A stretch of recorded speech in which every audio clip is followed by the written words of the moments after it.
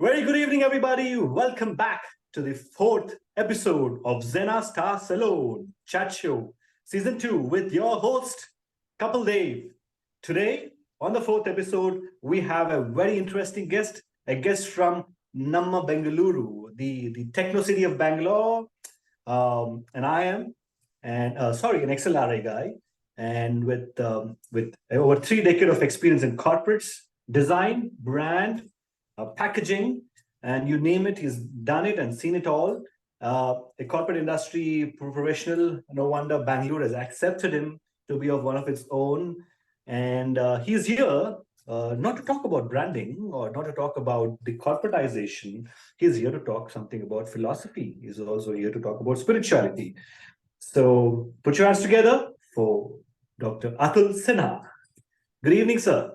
Thank you, Kapil, for a very, very flowing, glowing introduction. I hope I So, did it by end of the show. in my own words, I have a special love for Bangalore. So, Chennagidira. It says how. Good. So, like every Bangalorean loves having a coffee. Though I'm a Hyderabadi, a chai-loving place, I'm having my coffee. And we can Excellent. also have a coffee with Kapil Excellent. with you on the other side. Yeah, I wish I was in Hyderabad. I could have shared the coffee with you. Hyderabad is actually known for the Irani chai. So I know. Irani chai. the next time you're here, then I'll obviously take you guys for a nice Irani chai and with the bananas coffee. Also Araku coffee. Araku coffee, yes, it's a brand from Hyderabad. It's Vizag-based brand. Vizag. It's doing well, and it's got some branches, and it's doing extremely well. The whole thing. So, sir, XLRI, Jamshedpur, and over 3 decades of corporate experience and running your own brand design company. Spirituality, it is how does all happen? And of course, the bleeding Pink Floyd, Def Leppard, all these things. You can see the poster of Jimi Hendrix on top. Yes. One of the greatest artists himself. And Jimi Hendrix and Bob Dylan. Oh, wow. Bob Dylan. Buffalo Soldiers. So how did this, were you vexed with your corporate life, or did you had it enough? You've been writing your theses on yoga and philosophies and explaining and talking about Patanjali Yoga Sutra on the other episode on XENA. It's quite a transition now. And knowing you that you were brought up in an English culture with the upbringing that you had, but complete paradox of the journey. Though you look young, still in the hippie era, the 60s to the 70s, with the look that you carry. But talk us through this whole journey of yours from predominantly a very elite, educated family, well-read, educated, Western philosophical ideologies, and going to XLRI's one of the premier institutes, and then working for corporations like Colgate, and I've told you also designed the, if I call the whole tube, the Colgate tube. Yeah. So yeah, these are all very creative stuff. Of course, you need a lot of creativity to come out with such things, and no wonder you have that feather in your cap. But when you see one extreme of the world, you also want to see another extreme of the world. Has world been that way to you, to see the extremes of the world? No, I see it as a flow. Sometimes the flow was an undercurrent, and then suddenly it came to the surface and began to flow. So it's not that there was some kind of epiphany at a point in time and which turned me. Although from outside it will appear so, but different influences. So as you said, I kind of grew up in Jamshedpur, and Jamshedpur is a very cosmopolitan place in an Indian sense. Right. So when I was growing up in Jamshedpur, it was in Bihar, and in my class of 35 students, there were only 5 Biharis. So The 30 others were from, all the all states across the uh, in India. So we had, and Jamshedpur therefore developed its own lingua franca. It kind of spoke a Hindi which was kind of mixed with, the Bihari influence, the Bengali influence, the Adivasi influence, all together. And everybody spoke it. Even the people from Tamil Nadu and Kerala, they spoke the same Hindi. So when I meet them today with names like Swaminathan and Srinivas, they speak like Hindi like we did in Jamshedpur. You know, Okay. so that was one influence. I think the actor Madhavan also is from Jamshedpur. Madhavan is from Jamshedpur, yes, yes. All Also, right. Madhavan is from Jamshedpur. That girl, that woman, very well-known woman actress, Duggal. What's the first name? Uh, what Duggal? She's a well-known Kritika Dugal. actress. Kritika Dugal. Huh? Kritika Dugal. Not Kritika Duggal. Okay. Well, there are a lot of people from Jamshedpur who actually have No, gone. if I get the name, she's a very well-known actor. So she's from a younger generation, but she's also like a well-known actor from Jamshedpur. Yeah. So yes, so I was growing up there. My uh, father was he's an engineer. He did his engineering from BHU, what is IIT BHU now, Right. and he worked for Tata Steel, and he was an out and out engineer, rationalist, atheist, so to say. Very focused on, you guys should study and do well in life, and that kind of influence. My mother was, she would do her puja part, but that's about all. So I had no, what should I say? There was no philosophical, spiritual grounding for me. Right. Like when I moved to South India many years ago to Bangalore, I came a lot of people who said, my grandfather, he taught me the Upanishads, So those kind of things were there, but that were completely missing in my life. Given that, it is not surprising that I did an MBA, took up a corporate job, which I don't regret. I really enjoyed the corporate job. I after XLRI, I worked for Voltas. Then I worked for Cadbury's. I worked for Britannia.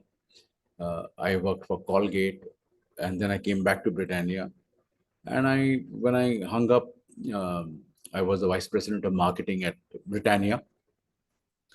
So no regrets. It was a very, very good career, and I enjoyed my work. And after I finished with Britannia, I set up my own company called Scarlet Tiger Brand Design. Yeah, you mentioned that. Yeah. Yeah. So there were three of us who were the directors: myself, my wife Gunjan, and there was an English woman called Jane. So we're three partners, and the way we met is also another story, but we'll keep Is it that. something like what Ogilvy used to do and British Nandi, something like that on the same lines? No, not on the same line. So what we did was that there was an opportunity for a strategic pack design. So, there are two ways you can design a pack. A product's packaging at the end of the day is communication about that product and brand. It's just not a pretty picture. All right. Right. So therefore you have to strategize the communication. You strategize the positioning of the brand and what the brand wants to communicate, Right. and transfer that communication idea visually. Okay. Okay, so that is the whole thing about strategic brand design. So I think the strength we had was that I knew branding very well because of my marketing background. My wife Gunjan, she was a creative director with Saatchi and Saatchi earlier, and so she knew communication very well. So you found love in the communication, both of you? Yeah, sort of. And then Jane was a brilliant art person, absolutely outstanding, world-class art person. So this combination was very deadly, and So both Gunjan and I understood the Indian market, the Indian consumer, and we could communicate to Jane, like, this is what we need, and she would like just churn out some excellent designs. So if you see a lot of Cadbury if you see Cadbury Silk on the You shelf, mentioned about the Cadbury Silk the other day. see Yes. Cadbury Dairy Milk, some of the Cadbury Dairy Milk, you see Bonvita, if you see Eclair, these are all designed by my company. Then if you see Santur soap, it's designed by my company. If you see Vidal lubricant, it's designed by my company. If you see the entire Park Avenue men's grooming range, the deodorants, talcum powder, soaps, etc., all designed by my company. So Wow. if you see that, you will see that there is some thought has gone behind it. Like the soap and the deodorant and the talcum powder, they have a commonality. So there's a commonality, and yet each product has its differences. Uh, so we did that for 7 years, and then we kind of signed off. We said, "No, enough, and let's move on."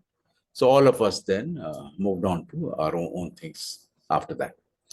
And so this was at a career level. The undercurrent was, for some reason, I was always interested in spirituality, philosophy, uh, you know, but I didn't have anybody to coach me. No uncle, no grandfather, no father, no I mother. want to ask this question.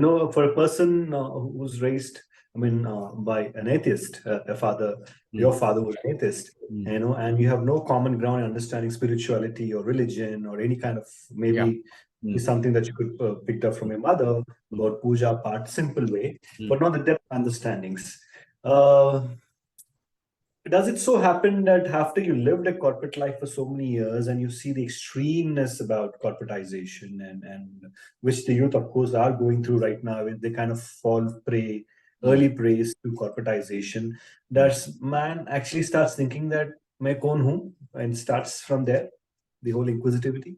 It can start from there Mm. because working life by the nature of the beast is such that it is stressful. When you are in the field of making money, to make a living, to succeed in life. So there is your own ego involved. There's a little bit of competition with others. So all that does cause stress. I mean, and everybody would admit to that. And that stress kind of sets you thinking that, is this what life is there something Mm. more, is there something more peaceful, something more happy, that kind of a thing, that question does arise.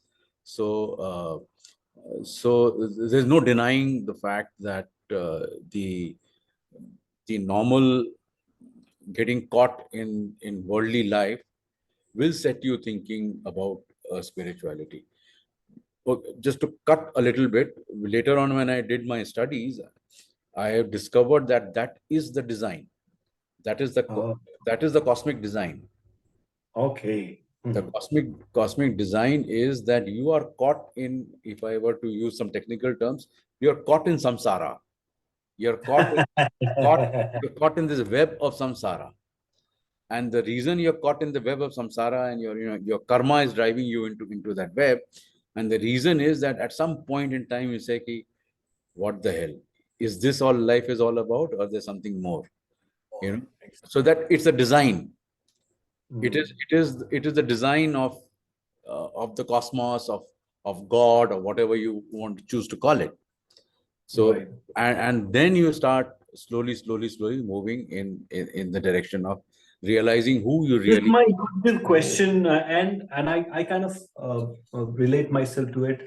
This happens more to with intellects, people who have given their uh, more intellectual people in Mm, the society who have done their extremeness. It could be bureaucrats, it could be politicians, it could be sports stars, mm, it could be celebrities, mm, or it could be high paying professionals like you, successful corporate professionals mm, who are obviously on the pedestal of highest pinnacle of life. You must mm, have mm, experienced the mm. zenith of everything. Yeah. And mm, It happens with people, even with me at some point of time when I'm so high on doing a program or a show. I Mm, also want some peace and inner peace and calmness, that, you kind of mm, fall mm. into a zone Yeah. and you don't want to talk to anybody. You just want to have silence taken over everything and you want to start consuming. And the more and more successful a human being gets, Mm, the more and more cosmic or tending towards godliness that people mm, can experience it. mm, They kind of see God in the success. mm. People who are unselfish Yeah. in a way, they Mm, kind of want to feel that whole essence of the spiritualness, that there mm, is, of course, my success is not just me. There's also some supernatural power attached to it, and that attachment could be a cosmic power or could mm. be a natural power or Yeah. all these power. Yeah, it's my presumption understanding. I want Mm. to know yours. No, no, it's not incorrect, but just open your mind to that uh, there are other people also, other sorts of people than you described, the profile that you described, who move in this direction. So to give you some famous examples, have you heard of this guy, Canadian guy called Eckhart Tolle? No, I Okay, so Eckhart Tolle, he writes a lot of books and he's on YouTube. He's a rishi. He's a realized soul. He had an epiphany. He's a Canadian, and didn't. so his story, in his own words, is that he was down and out. Hmm. He was a complete down and out. He had no job. He had no means of income, and he was complete down and out, suicidal. And he was sitting on a park bench, and something shifted, and he got enlightenment. Oh, So when hitting the rock bottom, also sometimes you find the can enlightenment. can can do, can do this kind of thing to you. You know, so it's very difficult to say whether it is only the kind of profile of people you mentioned, Hmm. uh, the the people who are more intellectually driven. So there are a lot of people who are very what should I say, feeling and emotion driven. You know, Hmm. lots of people. I mean, are like that, but they also will get that. If they get into spirituality, they will not get into it from an intellectual point of view, but they'll get it from bhakti, from love, from devotion, that Hmm. point of view, and they also get it. You know, so there is no one path. So in fact, again, to get technical, Vivekananda, he said there are four paths for people with four different yearnings. So, I mean, one good thing about it, about Indian, so-called Indian spirituality, is that it is very democratized. So, he says, well, there are four yogas. He divided yoga into four. He says there's bhakti yoga. So he says Hmm. that if you are emotionally oriented, so most people are emotionally oriented, feeling, so they if you look at them, their life is about feeling. They feel for their family, for their parents, for their children, for their brothers, sisters, friends. When you interact with them, there's a lot of love and emotion, and yeah, even sadness, even the negative, so-called negative emotions, they're they express Hmm. the emotions very easily, compared to, say, like people, someone like yourself or myself, who are not so expressive about our emotions. But those Right. people are really, really expressive about their emotions, good and bad. If they're angry, they're angry. If they're sad, they're sad. If they feel like crying, they cry. If they feel like laughing, they laugh. You know, so, Yeah. but there are a lot of people like that. So once they get once this kida hits them, it's a kida. The Hmm. spirituality is a kida. Once it gets into you, damn, you're damned. You can't get out of it. So once the kida hits them, then they will approach it from that angle. So they will transfer all their emotions, which they were like wasting with, little ups and downs of life, uh, into a higher power, into the Devi, the Devata, whatever, Right. The in way they kind of connect with one person and they use that emotion and feeling which they were relate to them. wasting with the drama of life into that. So, but they get into with the emotion. So then they're really devoted. They will like to attend bhajans and sing the praise of the God. So they are like that. But they also get it. That devotion will ultimately, it will clarify their karmas, and their conscious will also rise, and So through Bhakti Yoga is a path which Vivekananda talked about. The I second. want to break you through. There's one experience which I want to share is with a foreigner, of course, an artist herself, and she was here. And I'm being art collector myself. I have interest in possessing art. I was that time hosting a lot of art shows and kind of curating art shows. So and it was a tough time for me during that phase of my life, and she suggested me that why don't I start listening to Rumi? And What a my. and and I was very circumspect about why would I listen to a scholar from that part of the world, from Turkey. I was just when she insisted, no, you start listening to Rumi, it will do a world of good to you. And believe me, within 3 to 4 months of the time that I started listening to Rumi, my whole world changed, my whole Absolutely. perception changed, and What a there's a lot of fantastic example, Rumi. Yeah.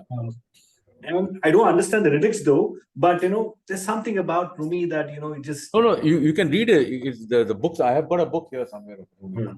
But Oh wow. let me see if I can locate it. Just finding some Rumi. Uh, There's a live thing and having a Rumi coming up. It'll take some time to find it. But anyway, I have a book. So you can buy books of Rumi. It's all translated in English. So, we often attach spirituality with religion, but it's irreligious. Spirituality is irreligious. It has nothing to do with Hinduism or Christianity.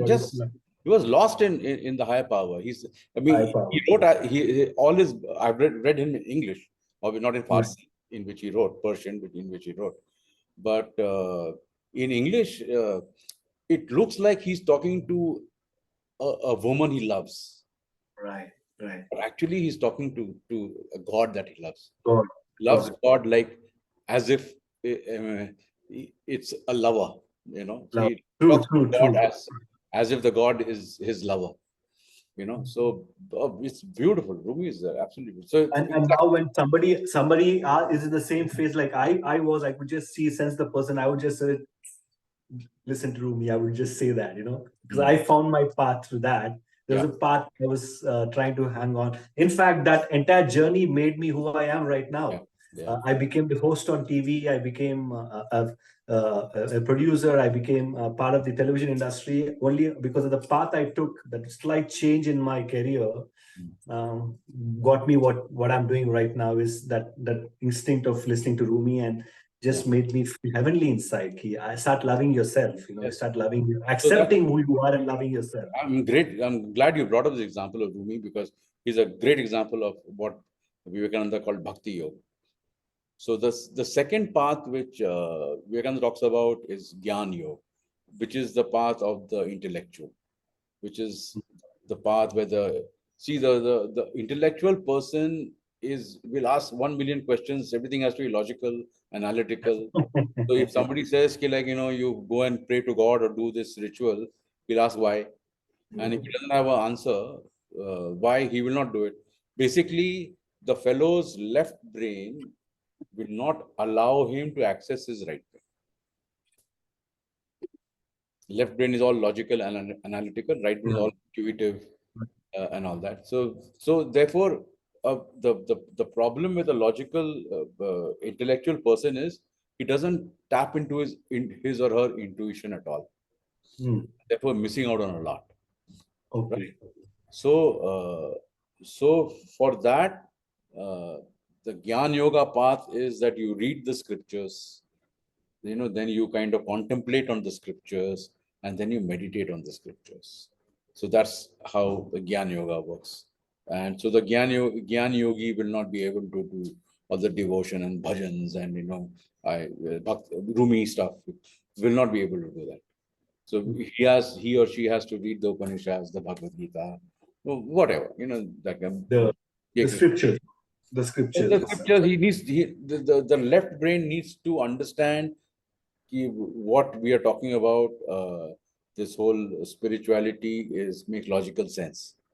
If it does, then the left brain will allow that person to access his or her right brain. So then from there, then you move into contemplation and meditation, etc. But first you have to understand. So that's the path of Gyan Yoga. Gyan Yoga. Third path is people who work, people who just they are very what should I say? They have a lot of rajas in them, rajasic people. They immerse themselves in work, but the work also doesn't give them happiness because they dissipate themselves. They are stressed about whether they're doing the right work or the wrong work, whether they will get the good result or not get the good result. They're plagued with all these questions, so it kind of uh, saps their energy and ultimately saps their body, diseases and all that stuff. So for them, it's karma yoga. The karma yoga is basically that you do the work, but completely detached from the results of the work. And the logic of that is the results is not a 2 plus 2 is equal to 4 situation. There's a black box. There is a unseen force. There's your karma, the things you've done in past lives. So Right. all that will end up. So you do the same work, I do the same work, you'll get a different result, I'll get a different result. Right. Is that because your karma is different, my karma is different. Karma is different. But I don't know. You don't know what that is. It's a black box. Black box. It's things you've done in your past lives. All right. Right. So therefore, the logical thing to do is just to do your work and leave the result. If whatever result comes, you accept it like the prasad of the divine. Leave it to the new universe. Prasad of the universe, whatever you want to call it, divine Yeah. universe. That therefore, I'm not getting into those words at the moment. So you accept it as a gift of the God, of the Lord, of the universe, of the cosmos, whatever you choose to call it. But what happens then is that you develop by following this karma yoga, you develop a sense of dispassion or non-attachment. You detach, right? So when you're working, you're just focusing on the work. Nothing in your mind is playing, will I succeed, not succeed, will people like me, not like me? All those things are not happening in your mind. Mind is absolutely clear, clean, and you're working. It's almost like meditating in work. So that is Right. the path of karma yoga. And finally, Raj Yoga. Raj Yoga are the people who do yoga, asanas, and pranayama, and dhyana, Right. dharana. So they are mystically oriented. They like the mystical experience. They like to go within and see, oh, my energy is moving like this is happening, that's happening. You talked about a father occult and all that kind of a thing. So Right. he's mystically oriented. So Right. for him, something like Raj Yoga will be absolutely, he'll be attracted to it. If Right. you were to meet a tantric guru, he will completely go into that, you know. Right. So because he's mystic, Yeah. So these are Yeah. four paths which Vivekananda. Everybody would want to find their way to the bhakti, the jnana, then the I'm sorry, go ahead. third one, Gyan, the karma, bhakti, and karma, Raj. and the Raj. Raj Yoga Raja is the king of yoga. Yoga. So these are different phases of These are yoga. no, they're not different phases. These are four different uh, paths of yoga. Patterns of Paths of yoga. yoga. So depending on what your personal orientation is, one or the other will attract you. So it's Right. like this. First, the kida has to bite you. Right. First, that damn bloody bee has to come and sting you.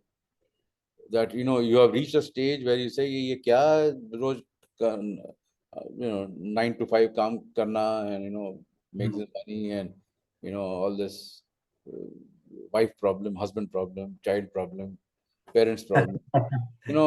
You say, what is all this? I'm just caught up in this whole samsara. This what the Buddha called suffering. You're in a cycle of suffering.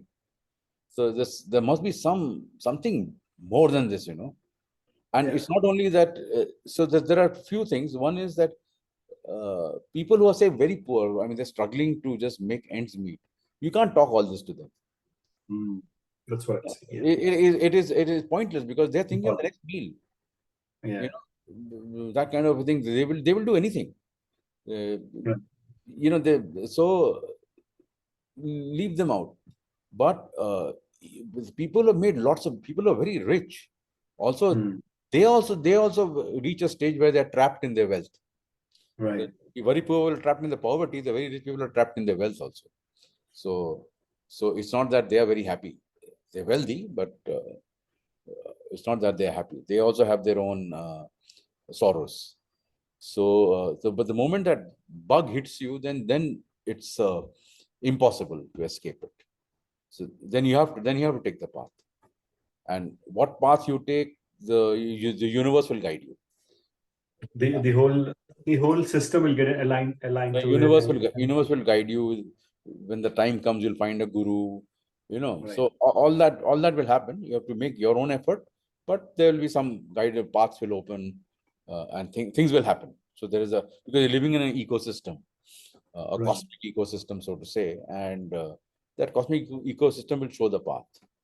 And again, as it's very logical, what Vivekananda said, the 4 yogas. So if you are emotionally oriented, a certain different kind of path. So if you are very emotionally oriented, you'll go to Sai Baba and sit in satsang. You'll do that kind of stuff. If you're mystically oriented, maybe go to Sadhguru in Coimbatore and yoga. Wow. If you are intellectually oriented, you go to Chinmaya Mission and read the Upanishads and the Gita with And if you're karma yogi, you're a karma yogi. Then you will do. It's on the personality of the person. It depends on the makeup of the person. Right. The mental makeup of the person. Mental makeup of the person. But you would find some path that you'll be choosing to Yes. going to. Yes. That's very interesting. And thus, I mean, of course, you've been. I've heard about you talking about the Patanjali Yoga Sutras. Does the Patanjali Yoga Sutras speak the same about all these the whole patterns? Yeah, you see, very esoterically speaking, yes, it's the same thing. In the sense that, so say every spiritual path in this whole Sanatana Dharma, if you take the whole umbrella of Sanatana Dharma, which will include Jainism, Buddhism, Sikhism, all the different parts of Hinduism, Vaishnavas and Shaiva, Shakti. The Shakta, yeah. So if you take the whole thing, what is common? What the common belief is that the life is suffering. Life is suffering. Life is suffering. Oh, life okay. is suffering. Oh, life is suffering because you're attached to this life, attached to things of the world, and therefore they bind you, and they create karma, and you keep getting reborn endlessly, right? So life is suffering is a common thing, and life is suffering because you don't have the right knowledge about what. So, for example, if I seek happiness from a thing, if I seek happiness from money, if I seek happiness from the love of my wife, for example, these are all bindings, because those things don't give you happiness. I mean, it may give you momentary happiness, fleeting happiness, but the design is the way it is designed is not going to give you happiness. Your happiness, you have to tap the happiness within you. There's a font of happiness within you which you can tap. Right. This whole external things, money, love of the opposite sex, which are all good. I mean, don't get me wrong. I'm not saying anything against money. We should have money. You should be wealthy. You should have, relationship with opposite sex or the same sex if you are oriented that way. So there's nothing wrong with that. It's a question of how we perceive it. If we perceive those as the source of our happiness, then there's a problem, because that will disappoint you. The attachments towards it. Attachment to it. But if you are happy within and you're having all that, it's fine. So anyway, all the entire Sanatana Dharma, all the schools, they say life is suffering, and that there's a way out of suffering. So Mhm. you can attain moksha, what the Hindus call moksha, what the Buddhists call nirvana, what yoga calls kaivalya. So the same thing that you can get out of this cycle of birth and rebirth, etc., Mhm. by realizing that you are not this body, this mind, these your five senses. You are not that. You are Right. a field of consciousness, Mm. which Vedanta calls Brahman, yoga calls Purusha, whatever. People call it different things, Atman. Mm. But it's a field of consciousness. You are that field of consciousness. And then once you merge into that field of consciousness, then there's no need for you to come back to the world with another body. Like, I want to ask So this question, all the schools will have this in common, this in but the common. paths are different. The way they kind of articulate what is the end result, what is liberation, is different. So, but the objective is the same. Does practical yoga, starting to do yoga inherit, or this kind of seeds through this practice of yoga? Like, you also teach yoga for the underprivileged children, or Mm. the children from the lesser privileged communities, and you kind of probably do your workshops as an NGO that you do and run, and go and speak to these people. Like how Sadhguru says about engineering, are we engineering yoga? It becomes an engineering of a whole engineering Yoga of the is body. absolute engineering. Okay. Absolute engineering. So, a few things about yoga. One is that uh, because yoga has suddenly become popular with, this World Yoga Day was what, 10 years ago? Marketing aspect of it. Uh, So it has become a very body thing.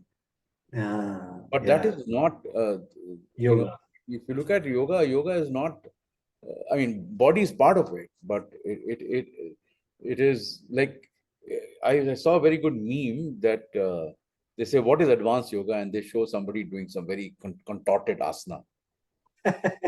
Is that advanced yoga, or a rishi sadhu sitting in the Himalayas and meditating? Is that advanced yoga? Mhm. What is advanced? Right. Yeah, So if you ask people, they say, yeah, the contorted thing is advanced yoga, which is not, because that's not. the guy meditating in the mountains is advanced yoga. All right. So it has become a very body thing, and it's become like uh, kind of a alternative to going to the gym, which where you miss the point of yoga. Okay. But the Patanjali yoga is called Ashtanga yoga. There's eight steps to eight limbed yoga. So the first two limbs are yama niyama, which is basically observing a few things and staying away from a few things. So, for example, don't steal, don't tell lies, that kind of stuff, and observing a few things. Stay more detached, don't get too attached to possessions, that kind of stuff. So that is to kind of prepare your whole mind for this whole yoga. The end of yoga is liberation, and then Mm. there's asana, there is pranayama, then there is pratyahara. I'll explain. Asana and pranayama everybody will know, but pratyahara is to train to kind of uh, restrict your senses from going out. So Oh. your senses not getting so. I want that ice cream. Is Mm. not doing that. It can see ice cream and Just let go. just let go, kind of a thing. So, and it follows. If you do asana and pranayama, pratyahara will follow. Mm. Okay. So, and from pratyahara, then you move into the meditation, that is dharana, dhyana, samadhi. Uh, uh, Dharana is basically you're making an effort to concentrate your mind onto one thing. Say the mantra Om. You're making an effort. So with as you make that effort, keep making that effort. At a time will come when it will become effortless. You just close your eyes and you don't have to make that effort anymore, which is called dhyan. Right. And the third step is that if you keep doing dhyan, then you'll be blessed with samadhi. Samadhi is that then there's no difference between Om and you. I mean, you have become that Om, you know. So these are the different levels of meditation. But to come back to the basic, what asana does is the practice of asana does, of course, I mean, just the making the body flexible and move and all that is there, but it also kind of opens up your inner channels through which your pranic energy flows. So those inner channels are all clogged up and blocked because of your stresses and your emotions and your bad lifestyle, food habits, etc., etc. So this the practice of asanas will open up those channels. It will, so that the pranic energy is now gets balanced throughout your body. Once that happens, and then you do pranayama, the breathing exercises, then the pranic energy in your body increases. And that increased pranic energy is required for meditation.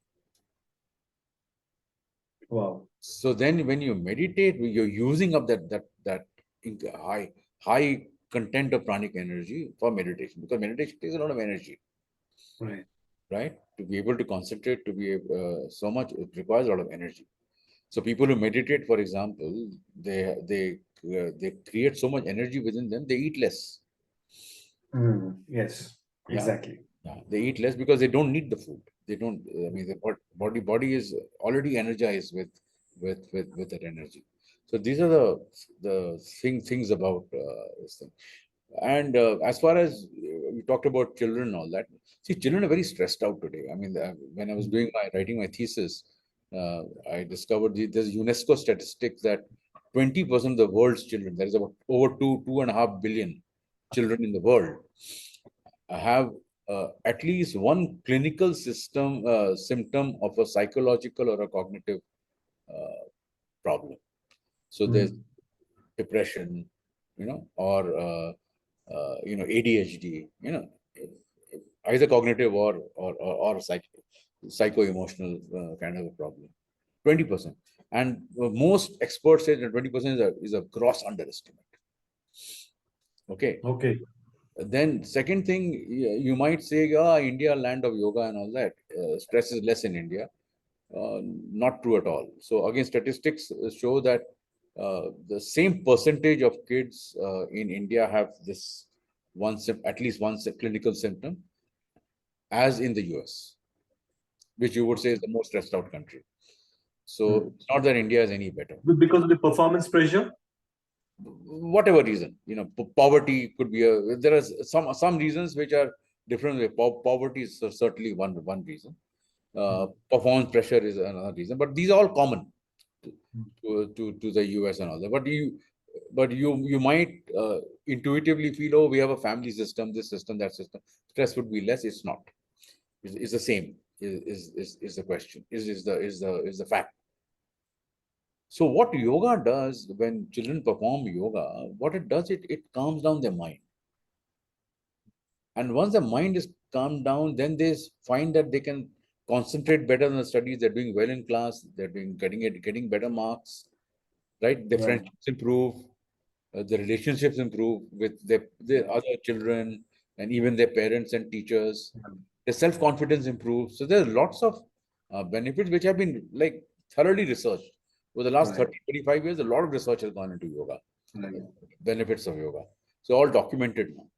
So, but the problem is that the schooling system in India, whether it's a government school or a elite school, has become extremely activity oriented. The kid comes in 8 in the morning and doesn't have one moment to watch the breeze, to watch the trees outside the window. We just cut one after the other, one activity after the other, kind of a thing. So even we have corporatized our schools as well, performance. To fit yoga in is very difficult. So it's everybody. It's a situation where everybody says yes. I know about yoga.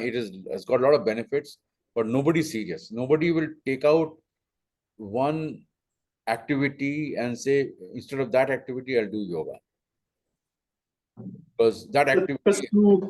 Talk us through your book that you're authoring on the philosophical heritage of India. What is that all about? The Yeah, philosophy here. yeah. So the ancients. So in India, there were the Vedas, then there was Tantra, there was the Mm. Shramana system. So there are a lot of thoughts and schools and different paths. Uh, then from the Vedas, the Upanishads were part of the Vedas. Bhagavad Gita came later, Puranas. So there are a lot of texts. So uh, different schools emerged. So Mm. different schools, they were all moksha shastras, all of them. Moksha shastra means they all said, if you follow me, my path, you will get moksha. Uh, but there were different schools emerged, and the schools kind of debated, argued with each other, saying that my path is right, and this which you say in your path is not right, and Correct. other way around. So uh, what it did was that it this kind of a intellectual competition between the schools, it ensured that the entire Sanatan Dharma didn't fall into any dogma, It because it was always about light of exploring. light of reason, Mm. light of logic, light of reason was thrown on it, right? Number one. Number two is, as I said, unless your left brain allows, you will not, it will not allow you to access the right brain. So if you read the philosophies, it is logically uh, argued. Each school argues its thesis very logically, right? So it appeals to the left brain. The third thing is that it's quite amazing that if you say look at to contrast, if you look at the Abrahamic religions, you look I was at just about to come there. Yeah. Judaism, Christianity, Islam, they're all dogmatic. They're saying, well, there is this Father in heaven, there is Allah, there's whoever, Jehovah, and his word is final, and you can't question his word. Mm. Why is it correct? Because it's his word. How do you know it's his word? The prophet came and said so, and it is recorded in the book. So there's no question of argument. But in India, everything is argued. So if Krishna said to Arjuna, you go and fight, Arjuna will ask, why should I fight? Now tell me. So Krishna has to tell him the whole Bhagavad Gita before Arjuna will go and fight. So so so a lot of questions are being asked, which is a very good thing, because with this whole question answer, it completely remained out of dogma, Mm. right? It was very, again, to quote Vivekananda. Vivekananda says that the truth is beyond the pale of logic. Mm. It is beyond logic, because truth you can only intuit. So it's Mm. beyond logic, but it is not illogical. Can you get that? Wow. You can't Wow. get to the truth logically. You have to get it intuitively, but the truth is not illogical. So Uh, this whole logic and illogical debate yeah, will always yeah. keep running. So anyway, the good part is that there are 12 philosophies in Sanatan Dharma, which are recognized as I mean, valid philosophies. That means there's a point of view, they have a thesis, they have argued it well, valid, and there are a lot of, and one of them, the Charvaks, were the complete rebels. They said, yeah, this Veda is all bullshit. This priests are all bullshit. All this puja is bullshit. There's no Atman. There's no Brahman. There's no afterlife. There's no birth, rebirth, Mm. nothing. There's only this one life. Mm. And when you die, you die. That's it. And Right. your the purpose of life is just enjoy your life. Right. This was the philosophy, but it was accepted as a valid philosophy. So Actually, everything is accepted. accepted as a valid philosophy, and I'm saying it, like I'm lampooning it, but the people who argued, they were rishis. So they argued it very very very logically. There's this philosophy, Charvak philosophy. So it's one of them. Then there is Jain philosophy. Jain philosophy is atheistic, in the sense that there is no creator God. The universe has always existed. All right. And there is no Paramatman. There's no universal consciousness.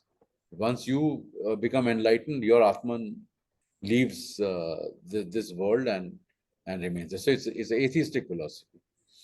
The Buddhists, they also don't say there's Atman. He says the ultimate thing is empty. So everything in the world is empty. This is all names and forms. It's got no intrinsic reality to anything which you see in this world. And what is liberation? We can't describe. We cannot say what it is. But it's the same world, but you see it from the eyes of the Buddha. How the Buddha sees it, we don't know. We cannot say. It cannot be, we don't know, we cannot say because it cannot be expressed in words, is what the Buddhists say. Then of course the Vedantists say there is only this Brahman, which is the consciousness, and this whole world is a Maya. So people, what I'm saying is a different philosophy express it differently and they argue it differently. But in all, there are 12 philosophies. The Charvaks, there's Jains. The Buddhists have 4 philosophies within Buddhism. There is the Vaibhashika, Sautantrika, there is Yogachara, and there is what's the 4th one? The famous one. Okay, there are 4 philosophies in Buddhism. And then there are these 6 Hindu philosophies. There is Vaisheshika, Nyaya, Mimamsa, Samkhya, Yoga, and Vedanta. So all these philosophies, they sit together, they have argued with each other, but they have all accepted you're all valid, which is a brilliant thing. I mean, it's absolutely and the brilliant. Contemporary world needs the validity too. Yeah, absolutely brilliant that, you can have all of them sitting next to each other, each different, each have argued with each other through history. And and there's this philosophy, Nyaya, because everybody is arguing with each other, they formalize the debating system. Okay. Formalize it. So their whole philosophy is based on what is called epistemology. That means what are the valid means of knowledge. The entire Nyaya philosophy is to discover the valid means of knowledge. So if you argue with somebody else, these are the valid ways of arguing. These are techniques of arguing. And in the Indian system, in the Western system, logic is formal. So, for example, if one were to say that all Americans are Canadians, Californians are Americans, therefore Californians are Canadians. From logic-wise, the logic says it's formal. This syllogism is correct. Right. Whether it's true or not is not my concern. I am a logician. Some other discipline has to then figure out whether it is true or not that all Americans are Canadians. That's not my concern. That's the philosopher to figure out. I'm a logician. From a logic point of view, this is correct. It's a formal logic. And all American technocrats have a strange connect to India, finding the spiritualism in India, being it Mark Zuckerberg or Bill Gates or even Steve Jobs or Larry Ellison, all have found their whole spiritualness coming to India. Every stress, is a stress, and then stress and the whole lot of belief in American. I've got everything, but still something is lacking in me. The whole American ecosystem now is such beautifully enunciated and says that if you want to be successful before you do a startup, travel to India. And because of these 2 chaps, I just went to Uttarakhand. I went to Uttarakhand 6-7 years ago, and the Neem Karori Baba ashram, you could walk in, you could enjoy the peace and calm and just sit there. Now it's a bloody mela, yeah. All these young techies from Noida and Bangalore and Hyderabad, they're all going there. The place is absolutely chock-a-block full. There's no more peace. It's become a big spot, this Neem Karori Baba, thanks to all the publicity, Zuckerberg and all that. That have been happening. Yeah, you kind of follow the whole route and stuff. So following the route and stuff, thanks for your time, for giving us this enlightening session. I wish to listen to more, but in consider the time, it's a 1-hour show. There's so much to talk. One more episode just to talk about the 12 philosophies. It could go on and on. Thanks for your time, Atulji, on this Saturday evening on the fourth episode of XENA Star Salon Chat Show with me, Kapil Dev.